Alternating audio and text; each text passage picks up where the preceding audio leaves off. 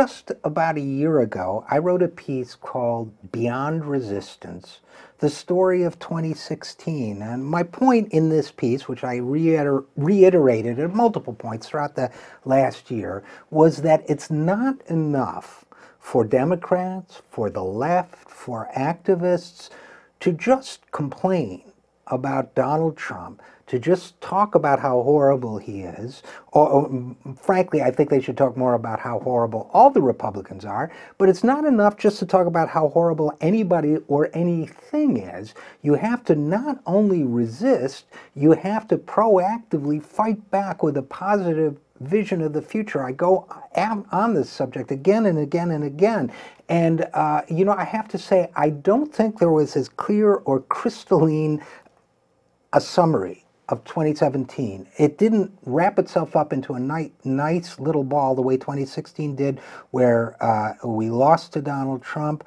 We were forced to say to ourselves, what are we doing wrong? The resistance sprang up. It was fantastic, but we needed to think beyond resistance. Now, there's nothing quite as clean cut about 2017, but as we heard in the last hour, we had some real advances. We moved forward on a number of fronts. Frankly, I think Indivisible has done a fantastic job organizing grassroots social action against Republicans. I think you have groups like Our Revolution have come up. We had Larry Cohen, the chairman of the board of Our Revolution, on this show. We've had Nina Turner, president of Our Revolution, on twice.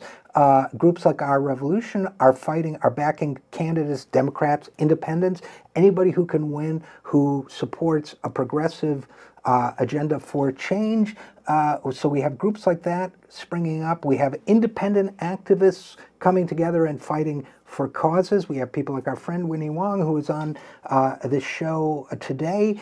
So while we're not really coming up with a crystal clear phrase like beyond resistance, we are building a resistance that is also an affirmative movement for change. And as we talked about with Michael Lighty in the last segment, we now have 16 senators willing to sign on, for example, to Medicare for All, which is a tremendous step forward. But it's not just about politics, electoral politics. Electoral politics, think of elections, or I think of elections at least, as a movement is like a wire, is like an electrical wire. It's always going, it's always building current, it's always generating current. So think of elections as, think of it as Christmas tree lights. Since we just got done with that holiday, the elections are like lights on the wire. They're illuminating, they're bright, they attract a lot of attention, but the current has got to be going at all times. So our goal as activists, as activist media, which is how I would characterize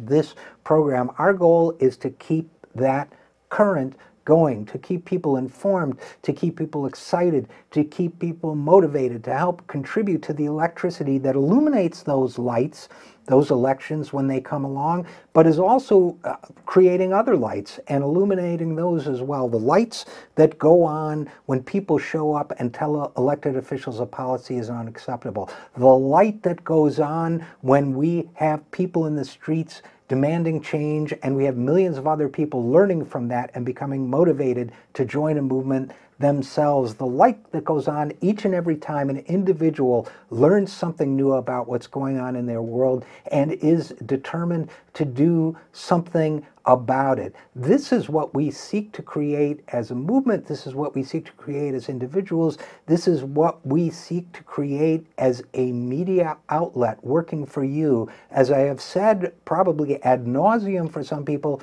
to have a political revolution, we need a media revolution. This program rededicates itself in 2018 to fighting for and advancing that cause of a media revolution. I hope you'll stick with us.